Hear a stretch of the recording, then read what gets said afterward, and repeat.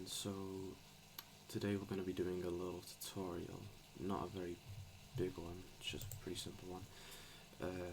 We're going to be learning how to make arches in Hammer. So to do this, what you're going to need to do is you need to go to the left side here and click the block tool. You can also do this by clicking Shift and B. Then once we're on the block tool, you should be able to access this menu over here, which says objects, and as you can see when we go into the drop down section, it gives a bunch of different stuff that we can use. We're going to be mainly focusing on the arch in this one, so click arch, and then you want to create a block and just press enter. It should prompt you with this here, it says arch properties. You don't really have to mess with any of this unless you want to. I don't, but you can. Then you just press OK, and then usually it does spawn in like this. So what you have to do is you have to flip it upside the right way around. So what we do is we use the rotate feature. So basically what we do is when we've selected it, we click it in the grid menu. So basically we have three options here. We have the normal one, which basically just widens it. Then we have the other one, which is rotates it. And then we finally have the last one, which basically just makes it curved, I suppose. We're going to be doing the rotate one, so what we're going to do is in this menu, in this grid, we're going to be rotating it. So let's go. When rotating, something to make sure it's very precise. Don't leave it wonky. You can see if it's straight if we just zoom out in the grid. We can do that at the top left, and then you can just see whether it's straight, and as you can see mine is straight. So yeah, we can increase the size again to 64. And as you can see, we've got ourselves an arch.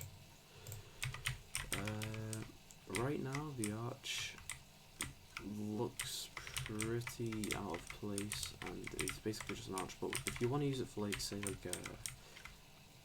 like attachment to a building, if you may, what you would do is you would use the Vertex tool, something that I mentioned in the last tutorial, and basically you just click on the object or block and then you press the Vertex tool, and as you can see we have two different colours. We have yellow and white. The yellow ones, actually before I go into this I need to mention something. Basically when you create an arch, it may look like one solid thing, but if you look closely we can see there's like these yellow lines, and that means that it's split off. You can say basically when you click on it, it selects the entire thing, but it is technically made up of many different parts instead of just being one whole solid object. So what this tool allows you to do is manipulate it. So basically the yellow ones are individual pieces, the polygons, if I think that's what they're called. You can manipulate each one, and then you can stretch it out, and as you can see, stretches out. The white one, the white edges basically mean it does something similar, but you manipulate the edges of the individual blocks. So in order to create what looks like a hallway, what we're going to need to do is in the bottom right corner, we can see here that I've selected one of the edges. What we're going to do is just going to scale down the grid a little bit, and then we're just going to drag it out to the left a little bit and make sure that it is on line with the most bottom left. So as you can see it is, and then it should give you another one. Just basically repeat this action over and over again as I'm doing now.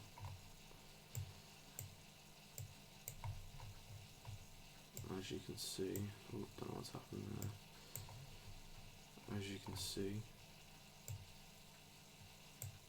we have, if I show you here, we are creating an arched doorway sort of thing. So let's just continue to do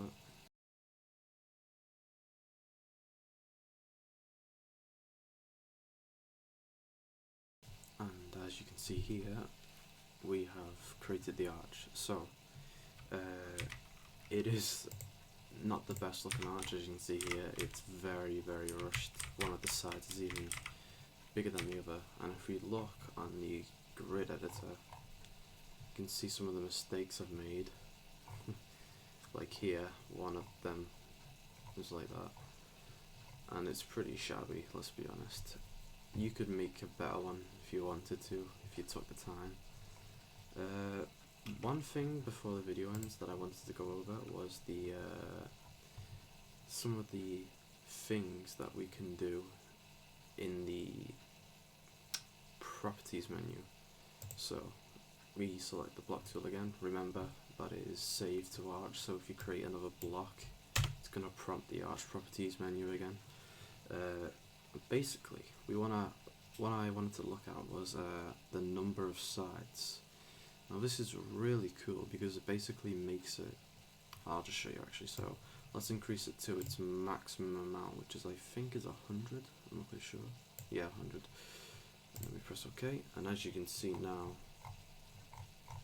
it is pretty damn amazing. So basically, as you can see here, this is pretty like blocky right now.